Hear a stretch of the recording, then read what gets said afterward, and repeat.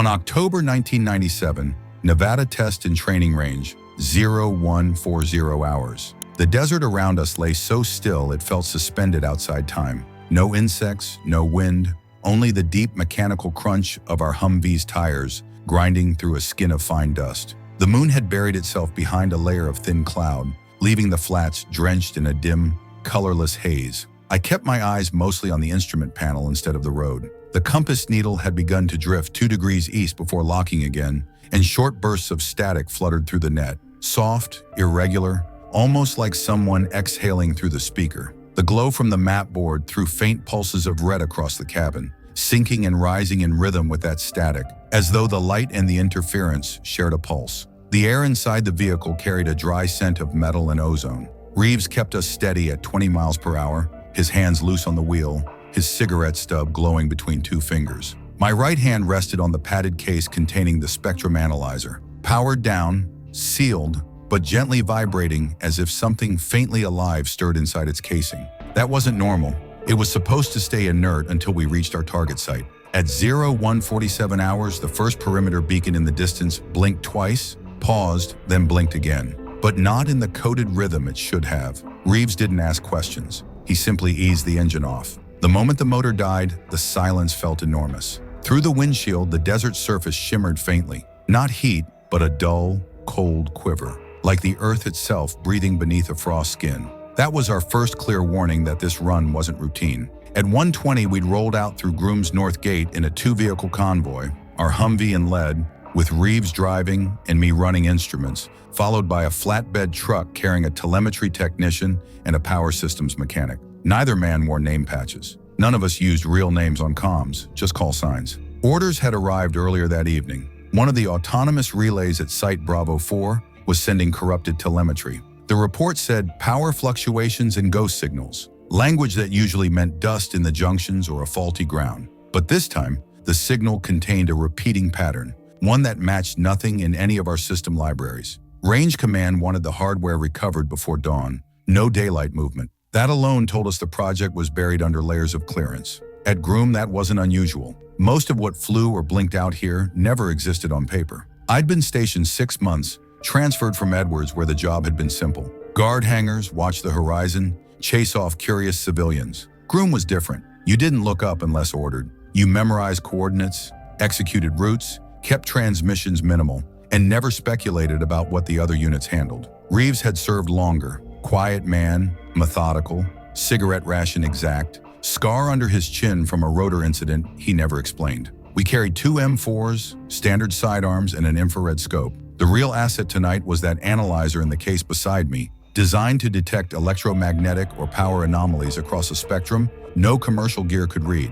If it caught something new, it logged it automatically. The map showed nothing but emptiness out here, yet the terrain was laced with buried fiber lines, seismic sensors, radar arrays, all hidden beneath sand that seemed innocent until it moved. You could drive 10 miles without seeing a post, but a dome 2 ridges away would still be tracking your heartbeat. By 0130, we'd cleared the final checkpoint, headlights dark, goggles on. The desert reflected starlight just enough to outline the faint tire grooves of older convoys. The air temperature dropped several degrees. The smell shifted to that dry copper tang that always meant we'd entered one of the monitored zones. At 0140, the first relay came into view. A small tower, 8 feet high, its beacon meant to pulse in a fixed triple rhythm. Tonight it flashed 2 short bursts, one long, wrong pattern.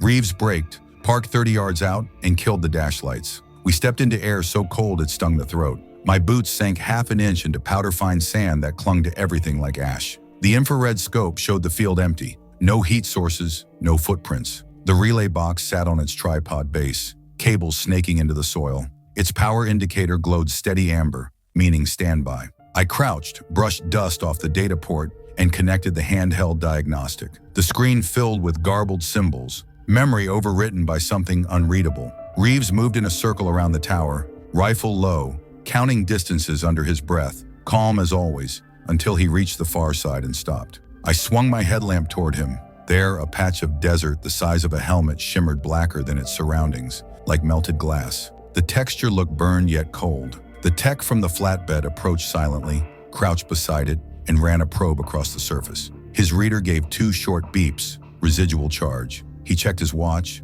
logged it, said nothing. For 10 minutes we gathered readings, sealed the relay into a recovery case, and tagged coordinates. The static on the radio cleared once, then returned in short rhythmic bursts that almost formed a pattern, faint as breathing. Reeves shot me a look. I shrugged. At Groom, equipment often talked to itself. When the relay was loaded onto the flatbed, I glanced up. The clouds had begun to thin, revealing a white streak cutting across the stars. Fast, silent, vanishing before my brain could decide if it had moved. Not a satellite, not any aircraft I knew.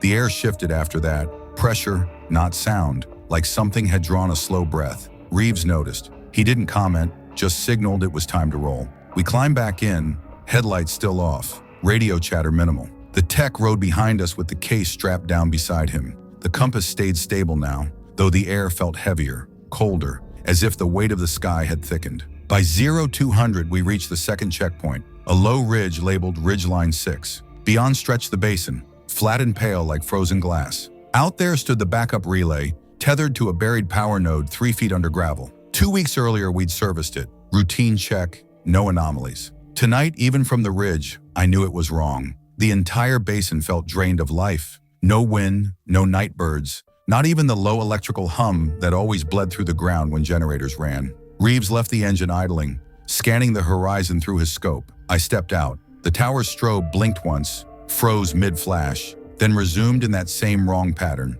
2 quick, 1 long. The tech muttered that the fault was replicating. I noted the time, temperature, and blinking rhythm in my personal black notebook, the one I never turned in. At Groom, you only ever saw your fragment of the picture, and asking about the rest was a good way to disappear. I'd logged anomalies before, mirages that looked like vehicles, lights changing colors too fast for any aircraft, radar loops that erased themselves. Each was filed under system glitch. The phrase covered everything that shouldn't exist. We advanced into the basin at a crawl, tires whispering over the powdery sand that shimmered faintly in our night vision scopes. Reeves kept the Humvee 20 yards from the relay tower and left the engine idling low. The mechanic and the tech followed close behind in the flatbed, their headlights off, the faint red glow from their dashboard barely visible through the dust. The air felt wrong again, too still, too dense, like sound itself had been muffled. Normally, when you crouched near an active power unit, you could feel a quiet vibration through your boots, a faint hum rising from the buried generator. Tonight, there was nothing. No hum, no feedback, only silence pressing down on everything. I stepped out first, rifle slung, and looked toward the tower. Its strobe blinked twice, paused, then once more. Exactly the same fault pattern as the first beacon. The tech exhaled sharply, muttering that both units couldn't fail the same way unless something external linked them. I didn't answer. I just wrote it in my field notebook, one small line beneath the time and coordinates. Reeves moved off to establish a perimeter while I opened the relay base. The access panel was secured with bolts, but when I lifted the lid, the interior startled me. It was pristine, almost polished. The dust outside hadn't touched it, and yet scorch marks ringed the connectors as if a brief surge had passed through without burning anything else. I snapped a photo with the service camera, closed the hatch, and reported to Reeves. He stood by the Humvee, radio in hand, trying to raise range control. Static answered every attempt. He switched channels, cycled frequencies. Nothing. The mechanic called from the flatbed that his power gauge was reading high ground voltage but zero output on the lines. Energy trapped beneath the soil. It made no physical sense. Around 2:10, the tech's handheld meter chirped twice, then blinked off completely. Dead battery. He smacked it once, but the screen stayed dark. Reeves made the call. We'd move on to the backup node east of the basin to secure the rest of the network. Command hadn't given clearance, but with comms down, we followed standing orders. Recover all linked systems, maintain blackout protocol. We started east, half a mile through terrain that looked smooth but shifted underfoot. The sand there wasn't sand anymore. It was dust so fine that our prints collapsed seconds after we made them. The mechanic was the first to notice. He turned, frowned, and said the ground was swallowing our tracks. I looked back. He was right. The trail behind us was clean, blank as untouched snow. No wind, no motion, just gone. We stopped once, listening. Far across the flats, a low rumble rolled and faded. No lightning, no echo, just that single pulse from under the ground. Reeves met my eyes but didn't speak. He checked his watch, signaled forward, and kept walking. The air tasted of static now, faintly metallic on the tongue. When we reached the backup relay, the ground dipped slightly, forming a shallow crater where cables disappeared beneath. Something had disturbed the site. Dust displaced, surface uneven, power lines half buried as though lifted and set down again. The tower itself stood upright, dark, lifeless. No signal light at all. The tech knelt, opened his tool case and froze. "Sir," he said quietly, "these screws were already loose." He held one between his fingers, half unscrewed, thread dust fresh. Reeves came over, studied the hatch, then looked at me. We didn't have to say anything. Someone had been here, recently. I powered on the spectrum analyzer for the first time that night. The display came alive in pale green, its trace line jittering across the grid. Almost immediately a spike formed, smooth, rhythmic, rising and falling at perfect intervals, 8 seconds apart. Reeves watched over my shoulder as the pulses kept repeating, steady, deliberate, too clean for environmental noise. He signaled the others to spread out, 40-yard perimeter. The tech kept working the relay hatch, finally twisting the screws free. They released all at once with a sharp click, like tension snapping from inside. Beneath the lid, the wiring gleamed, untouched, brand new, even though the maintenance record said this unit hadn't been serviced for 3 months. A small serial plate on the panel caught my eye. The last digit had been crudely altered, 3 etched over to a 6 by hand. Wrong number. Someone had swapped hardware without updating the logs. Reeves gave a quiet order to continue the check but stay sharp. His voice stayed flat, but his jaw was tight. The analyzer beeped again, a sharper tone this time. The waveform jumped so high it hit the screen's limit, locking the value. I scribbled it into my book. 4 seconds of sustained amplitude, then silence. No surge followed, no static bleed. The ground around the relay suddenly felt cold, unnaturally so. When I brushed the base plate with my glove, frost formed instantly across the fingertips. The thermometer still read 40 degrees. I pulled back fast. The tech sealed the relay into a recovery bag, tagged it, logged the time. We secured the area, then started toward the vehicles. That was when the mast light blinked. Once, bright white, nothing like its usual amber beacon. It held for 3 seconds, then went dark again. The desert felt darker after that, like something had drained the light instead of casting it. Reeves keyed the mic. Range control, Bravo 2-4, relay recovered. Requesting update on support vehicle static, then a tone, 3 high pitches, 1 low, clipped and clear, not ours. The tech glanced at me. I shook my head. Every system we used had distinct modulations, and that wasn't one of them. We made the decision to move back toward the ridge, hoping to regain line of sight for transmission. The flatbed led, dust curling behind its wheels. Reeves followed, guiding by compass more than road. A gray fog of particles hung low as we climbed. It looked like dust, but the way it lingered wasn't natural. Our headlights caught metallic glints suspended in it. Reeves slowed, uneasy, but drove through. Inside, visibility dropped to a few feet. The air sparkled like powdered metal under the red glow of the dashboard. The radio picked up a low hum, steady, subsonic, almost like a slow heartbeat. Reeves gripped the wheel tighter. Then the compass needle twitched once, spun in a full circle, and froze dead on 0. "That's not possible," he muttered. I marked the time. 02:31 hours. 30 seconds later, we cleared the fog, and the world returned to silence. Though the radio hum stayed, the analyzer case began to vibrate faintly against my leg, just like earlier when it was supposedly powered off. Behind us, the tech gave a thumbs up, but his expression was pale. The sealed relay bag in the flatbed had begun to blink faintly from within, soft pulses leaking through the canvas. It had no power source. None of us spoke. Reeves only nodded toward the ridge ahead.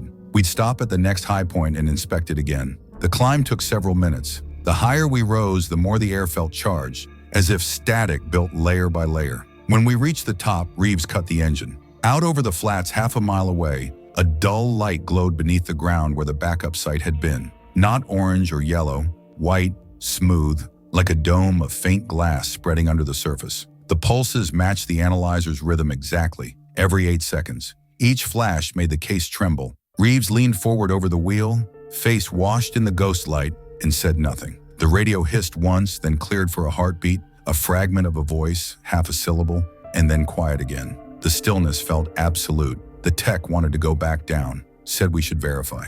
Reeves denied it flatly. We would observe only, record, and wait. I powered the analyzer again. The display filled with perfect, repeating steps synchronized to the glow. At 0240, the light faded. For 5 seconds, everything held its breath. Then the ground beneath us shivered once, just enough to ripple the coffee in Reeves's thermos. The hum returned, fainter, crawling through the soil like distant machinery. That was when we realized it wasn't static we'd been tracking all night. It was movement. 0300 hours.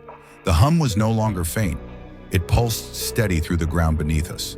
A vibration you could feel through the soles of your boots and the frame of the Humvee. Reeves told me to bring the analyzer back online. The green screen flared instantly, displaying a rolling wave that moved evenly across every band, like something large and deliberate was pushing a wall of signal through the soil. We sat silent, listening. The sound wasn't loud, but it had depth, the kind that bypasses the ears and lives in the bones. The tech in the flatbed held one hand on the relay case. His knuckles were white beneath the gloves. The frost that had formed earlier had melted, leaving the bag damp with condensation. Then the Humvee's headlights blinked on by themselves, flooding the ridge in white light. Reeves swore under his breath.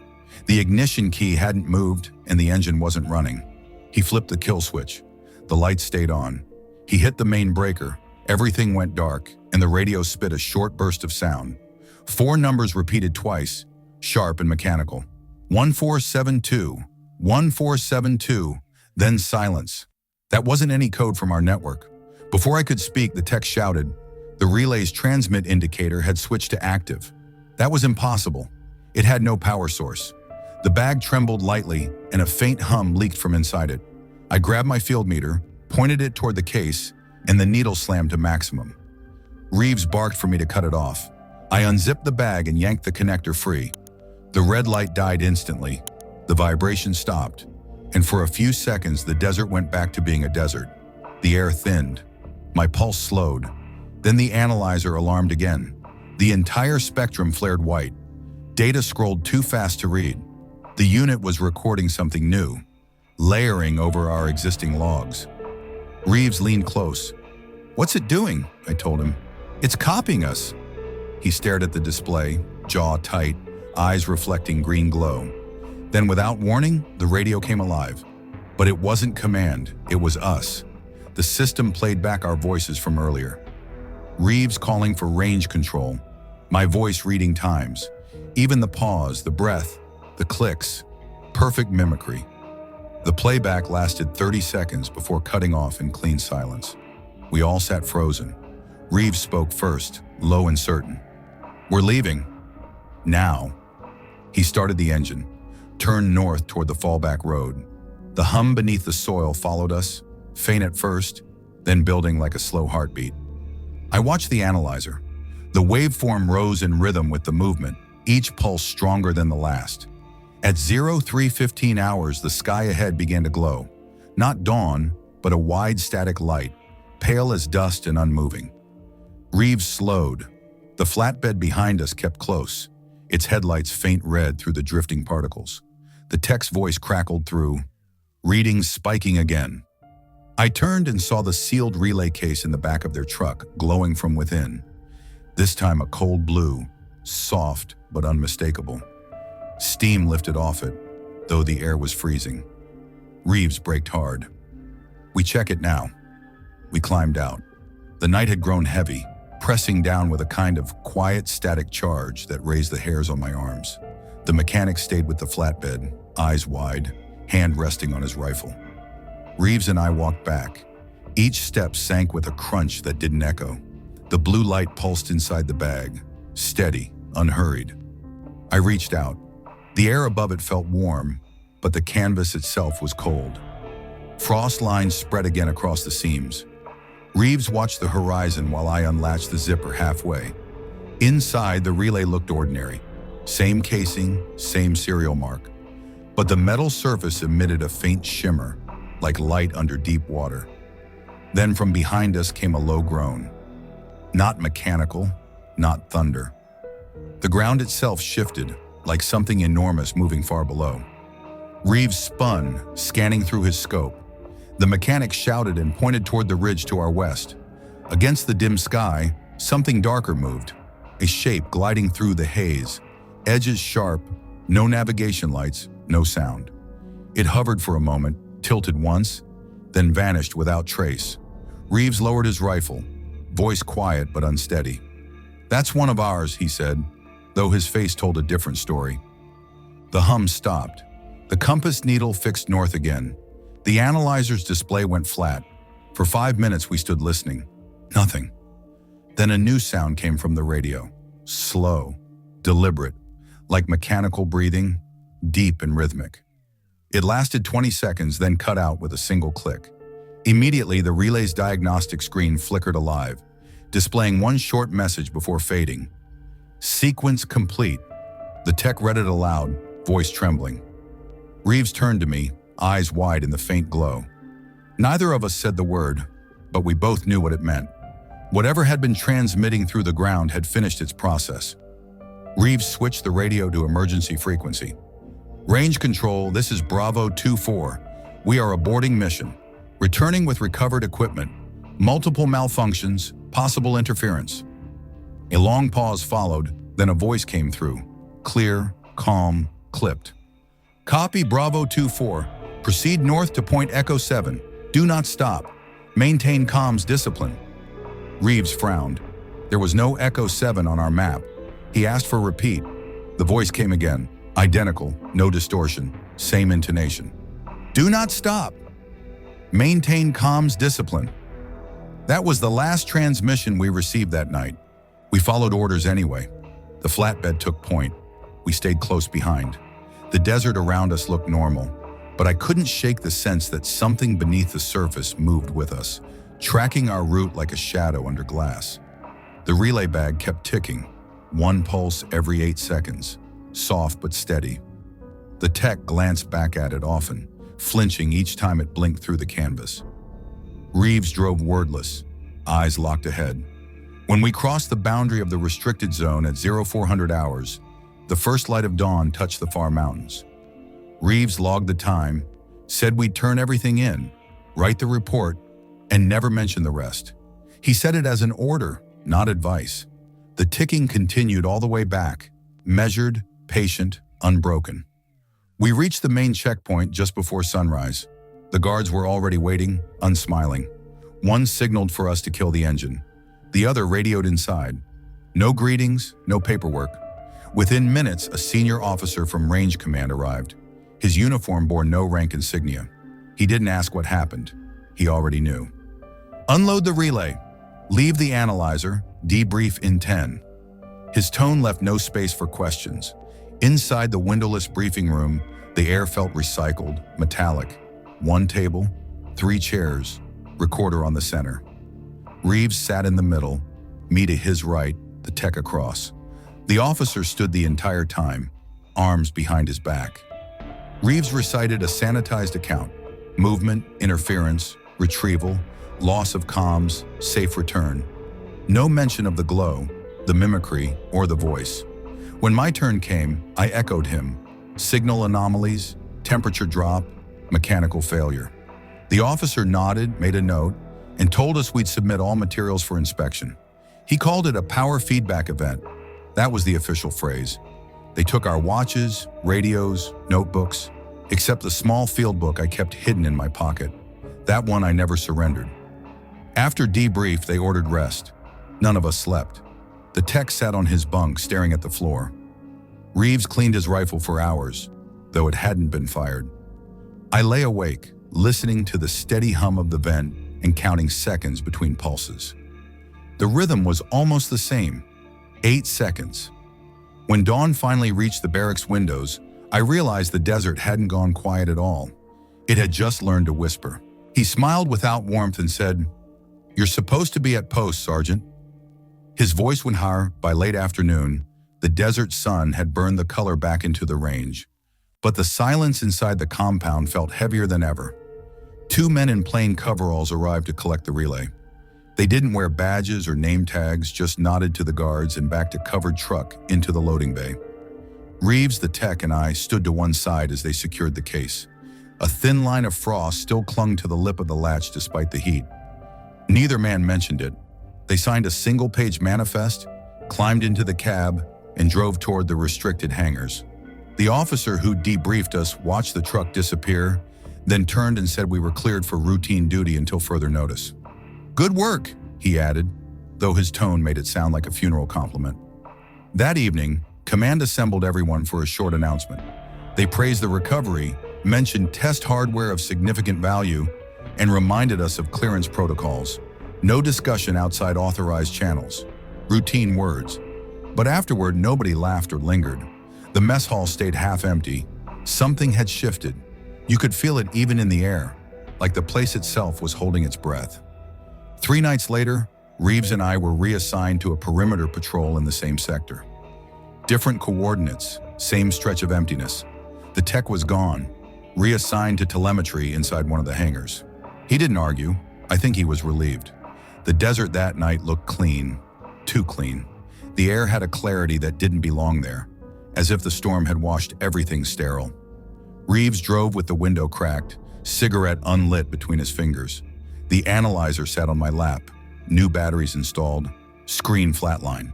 Every few minutes I checked the readings. Nothing.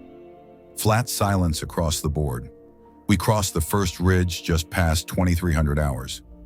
Reeves slowed, scanning with his nightscope. "See that?" he asked. I followed his gaze east. 2 vehicles crawling across the plain with no running lights. No radio calls, no transponder pings. One looked like a box truck, the other smaller, maybe a command transport. They stopped at the far edge of the basin, the same spot where the light had come from. Reeves killed our engine and shut off the headlights. Through the scope, I saw the rear door of the box truck open. A quick flash of white lit the ground for half a second, then vanished. The vehicle stayed parked another 10 minutes before turning around and heading north, vanishing into the dark. Reeves lowered the scope. "We never came here," he said. I nodded. Neither of us wrote it in the patrol log. When we got back, Reeves filed the report. Uneventful sweep, no interference, normal conditions.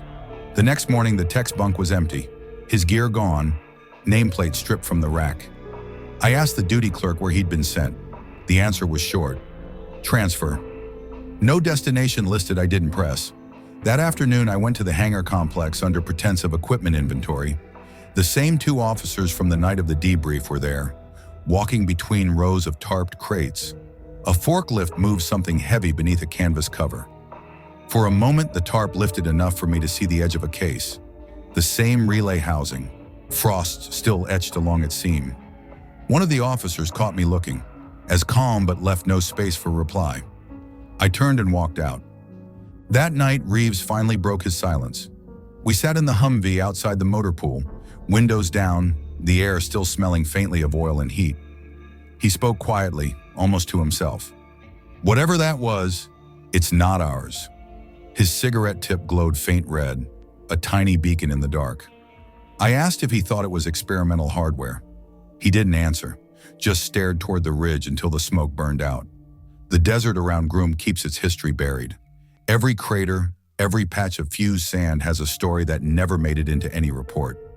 You can feel it if you've been there long enough, the weight of things done and forgotten, pressing from beneath. I'd learned to ignore that feeling, but since that night, it lingered like static behind every silence. A week later, new orders came down. Another sweep, same zone, same route, same time. The official reason was verification, a word that always meant someone higher up wasn't satisfied with the data. Reeves and I exchanged a look. He didn't say what I was thinking. They wanted to see if it would happen again. We rolled out after midnight. The sky was knife clear, stars sharp enough to cut. The analyzer sat between us, already humming quietly even before we powered it on. At first, everything was calm. The first relay tower stood intact. No lights out of rhythm, no signs of tampering. Still, the air carried that faint density, the pressure before a storm, though the horizon was cloudless. Reeves cut the engine. I stepped out, boots crunching softly, and ran a sweep. The analyzer displayed perfect silence. I logged the data anyway. Leaving blanks felt wrong. A few minutes later, the vibration returned, so faint it might have been imagined, but Reeves heard it too. "You feel that?" he asked. I nodded. The frequency was the same. Low, even, familiar. The signal rose slowly, wave after wave, the readings climbing in perfect rhythm. Reeves switched on both radios for redundancy, at first static. Then a clear voice cut through, firm and direct. "Bravo 2-4, report your position." Reeves gave coordinates. A pause, then the same voice again. "Hold your ground." We acknowledged. Then seconds later, the transmission repeated. Same words, identical tone, but from the second radio on a different channel. Reeves froze. He switched both sets off and stared into the darkness. The silence that followed felt thicker than air, like we'd dropped into vacuum. Then over the eastern basin, a glow began to rise. Same pale light, colorless but bright enough to trace its edges across the sand. It pulsed every 6 seconds now. Faster, urgent. Reeves told me to stay in the truck. He stepped ahead, rifle low, eyes fixed on the glow.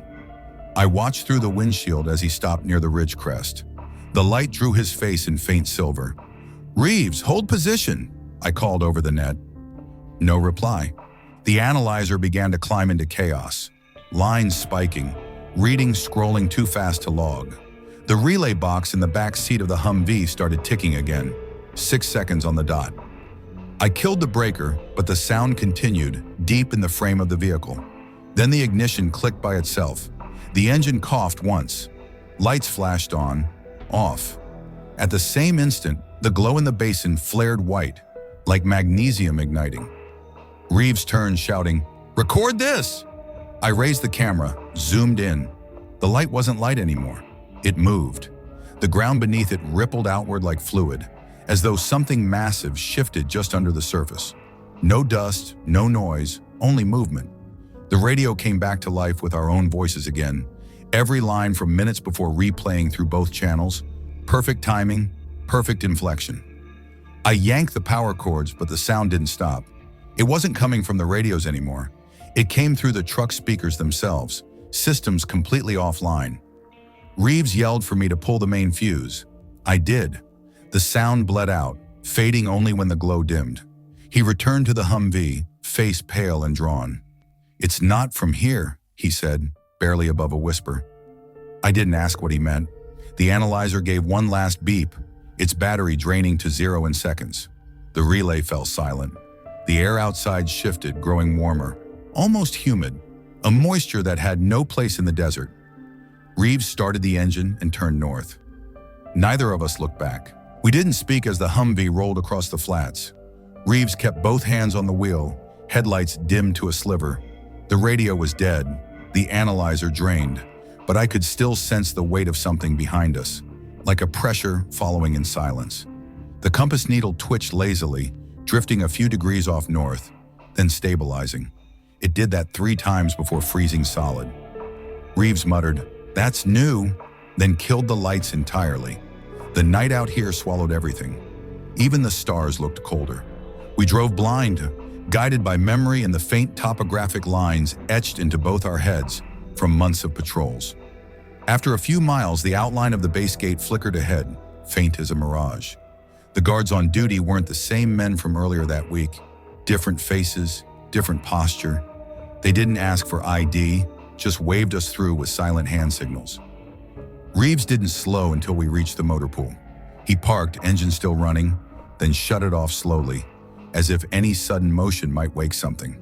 He got out first, walked straight to the command office with his logbook under his arm. I stayed behind, checking the relay case in the back. It sat motionless now. No light, no hum, no frost.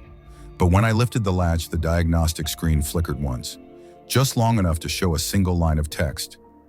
Data received, then black. I zipped it shut and locked the compartment before Reeves returned. He handed me a sealed envelope, orders to report to medical for evaluation.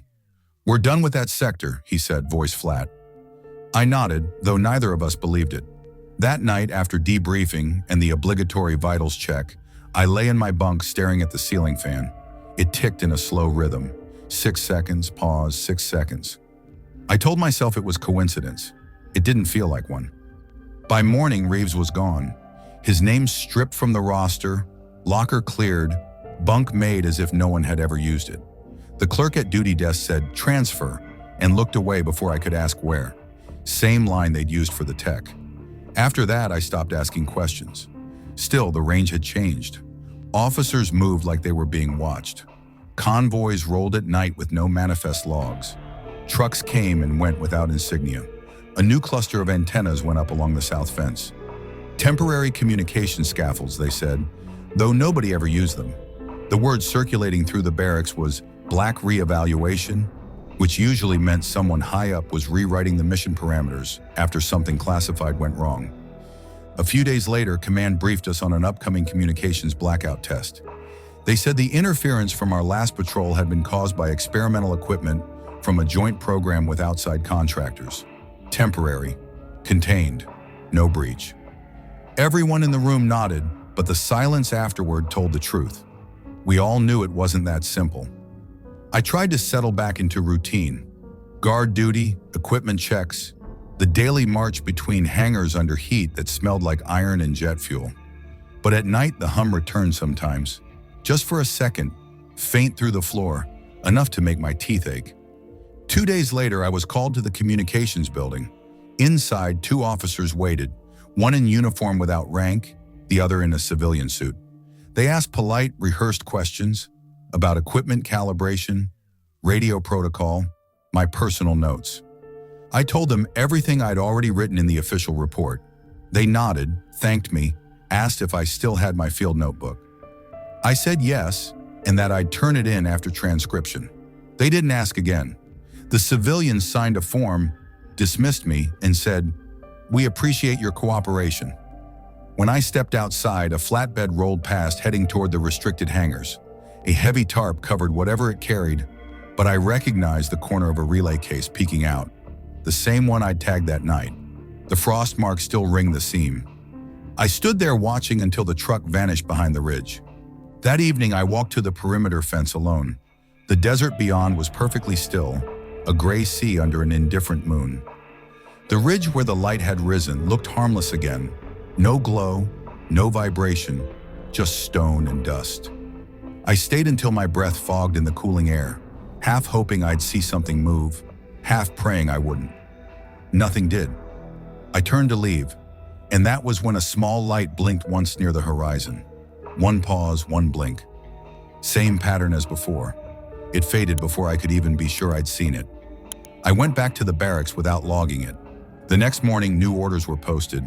Our detachment would rotate out within a week. No explanation, no ceremony, just a printed list of names and destinations.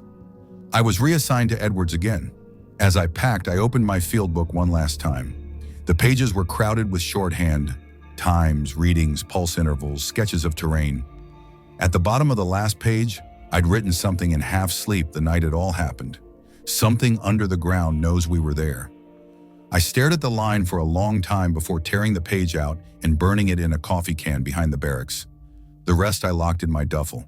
The smoke rose slow and white, curling toward the ridgeline like a faint signal returning home. The departure itself felt mechanical, as if we were being erased from a page rather than transferred from a post. No farewell, no roll call, no inspection, just names crossed off and a bus idling on the tarmac.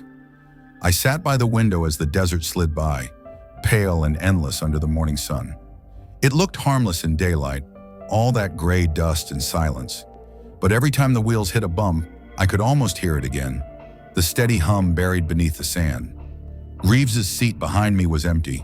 The tech's name never appeared on any manifest. By the time Groom Base disappeared into the haze, it was like we'd never existed there at all. The farther we drove, the lighter the air felt, but that weight never left my chest.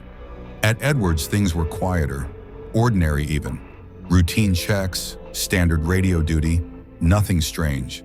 Yet I still caught myself glancing at the spectrum analyzer every few hours, waiting for readings that no longer came. Nights were the worst.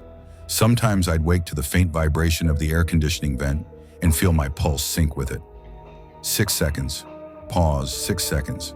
Always the same. Months passed like that. The reports from Groom stopped, replaced by routine weather summaries and equipment audits. Still, I kept a notebook. Old habit. Every flicker of interference, every sound that didn't fit, I wrote it down. Most of it turned out to be nothing. Feedback from generators, static from hangars. But the act of logging it kept my head straight. One evening, while checking a line of comms relays along the test runway, I heard a faint tone through my headset. 3 high notes, 1 low, the same sequence that had come through the radio that night in the basin. It lasted 2 seconds, then vanished. The others on shift hadn't heard a thing. I logged it and moved on. That night, I didn't sleep. A few months later, I got a temporary reassignment to a smaller post in Utah. Out there, the desert looked different. Red stone, dry air, but the quiet had the same edge. One afternoon, an officer from Range Command arrived for an inspection. He wasn't in uniform, but I recognized his face immediately. The same man from the Groom debrief. He passed me in the corridor, nodded once, then kept walking. No words, but that look said everything. They still remembered. They were still watching. That night, I lay awake in my bunk, the base humming with the distant drone of aircraft. The air pressure changed, that subtle shift I'd learned to recognize. 6 seconds, pause. 6 seconds. The light in the ceiling flickered once, then steadied. I told myself it was coincidence. It didn't feel like one. The next morning, I checked the duty logs. A maintenance team had recorded a brief radio spike at the same time. The note read, "Minor atmospheric anomaly, no action required." Same phrase they'd used before. I almost laughed when I saw it. The words might have been written by the same hand. From that point on, I stopped reporting anything. I followed the schedule, ran my patrols, signed my paperwork, and said nothing. The Air Force has a way of closing files that don't fit the system. Silence was survival. Years slipped by in fragments. New bases, new uniforms, same habits. The hum faded but never disappeared. Once, while stationed at Nellis, I met a civilian contractor who'd done temporary work near Groom. Over coffee, he mentioned strange compass drifts near certain ridgelines, how the needles spun even when the batteries were removed. I asked if he'd ever seen lights. He went quiet, then said, "Sometimes the ground glows." That was all. I didn't push. Not long after, I took a road trip north, out past Rachel, Nevada. The same highways, same sun-bleached signs. I recognized the dirt turnoff that led toward Groom from miles away. The one with the warning placard, "No trespassing. Use of deadly force authorized." The paint was newer, but the wind still carried the same fine dust. I pulled over and stepped out. The horizon shimmered under the heat. Nothing moved. Yet even standing that far from it, I could feel the same pressure building under the soles of my boots. The faint reminder that something beneath that ground still breathed. I stayed maybe 5 minutes before getting back in the truck. As I pulled onto the highway, I caught sight of a glint in the rearview mirror, one single flash low on the horizon. It might have been sunlight hitting metal, or it might have been the other thing. One blink, one pause, then gone. I drove until the road curved out of view, but that rhythm stayed with me the whole way home. I stayed maybe 5 minutes before getting back in the truck. As I pulled onto the highway, I caught sight of a glint in the rearview mirror, one single flash low on the horizon. It might have been sunlight hitting metal, or it might have been the other thing. One blink, one pause, then gone. I drove until the road curved out of view, but that rhythm stayed with me the whole way home. Later that night, unpacking, I found the single page I hadn't burned, the one I'd torn from my field notebook months earlier. The handwriting was faint now, but the words still clear. "Something under the ground knows we were there." I folded it carefully and slid it into the back of a drawer. That should have been the end of it, but as I lay in bed, the house dark and still, I heard it again. A low hum threading through the quiet, distant but steady. 6 seconds. Pause. 6 seconds. I knew it wasn't the refrigerator, or the heater, or the wind. It was the sound of memory repeating itself, the echo of a rhythm that never really stopped. It's been more than 20 years since that night in the basin, and I still hear it sometimes. The low hum buried behind ordinary sounds, the quiet reminder that the desert never forgot. These days, life is simple. Coffee at dawn, a short walk, the comfort of routine. The uniform's long gone, the hair's gray, and the world outside moves faster than I care to keep up with. But memory doesn't obey time. It waits. Sometimes when the air is still enough, it all comes back. The sand under my boots, the light pulsing from beneath the ground. Reeves's face lit in ghost white as he whispered, "It's not from here." People ask about Groom now and then, usually as a joke. "So what did you really see out there?" I tell them the truth, the kind that fits in a single line. It was quiet, I say, heavier than any other place I've stood. They laugh and I let them. They think I'm talking about stress, about heat, about the long nights of guard duty. It's easier that way. What I never tell them is that the readings didn't lie. The frost on the relay, the playback of our voices, the glow rising through the sand. Those were real, and if they were real once, they could happen again. I still have that one page from the field book. The rest I burned. The paper's yellow now, edges brittle, ink faded to gray. The line is still readable, though. Something under the ground knows we were there. I unfold it sometimes when the house is too quiet. Each time the air feels heavier, like the pressure drops just a little before a storm. The same feeling I had on that ridge when the relay pulsed beneath the surface. I've told myself I'm finished thinking about it, that what happened belongs to another life, but the past has a pulse of its own, and lately it's been getting louder. Last year I drove through Nevada again, on my way to visit family up north. Same highways, same pale emptiness. Somewhere west of Rachel, I pulled into a rest stop just before dusk. The horizon stretched wide and colorless, the air perfectly still. For a moment, the silence felt familiar, not peaceful, but expectant. I leaned against the truck, watching the sun sink. Then it happened, a faint tremor underfoot, steady, exact. 6 seconds. Pause. 6 seconds. The same rhythm. The asphalt seemed to breathe. I didn't wait for more. I got in, started the engine, and drove until the sky turned black behind me. Since then, I've noticed it in smaller ways. When I pass construction sites and the generators thrum in perfect cadence. When the refrigerator hums at night and stops for precisely 6 seconds before starting again. It's never random, always measured, always exact. I know that sound now better than my own heartbeat. Sometimes I wonder if that's the point. That whatever we found out there wasn't a machine or a signal, but something that learned the rhythm of us. Something that recorded more than data. Something that remembered. Every so often, I read an online report about electromagnetic interference around the range, telemetry loss, unconfirmed sensor loops, unexplained frost on sealed equipment, different crews, same patterns. The files always close the same way. Case resolved, no public release. The language hasn't changed in decades. They still call it ghost data, a tidy phrase that hides too much. Maybe they think the thing under that desert is dormant now, asleep beneath miles of sand and steel. I don't. I think it's still listening, still running whatever sequence began the night we found those beacons blinking out of rhythm. And maybe it never stopped. Sometimes I imagine Reeves still out there somewhere, older like me, driving that same route in memory. Maybe he stayed quiet, maybe they kept him that way, or maybe he never made it off the base at all. I'll never know. The records are gone, the names redacted, the coordinates erased, but the rhythm remains, and memory has a way of surviving its own cover stories. When I close my eyes, I can see the basin again, flat, silver, breathing light from below, the sand shifting like water, the cold on my hands, the faint whisper of a frequency that didn't belong to this earth.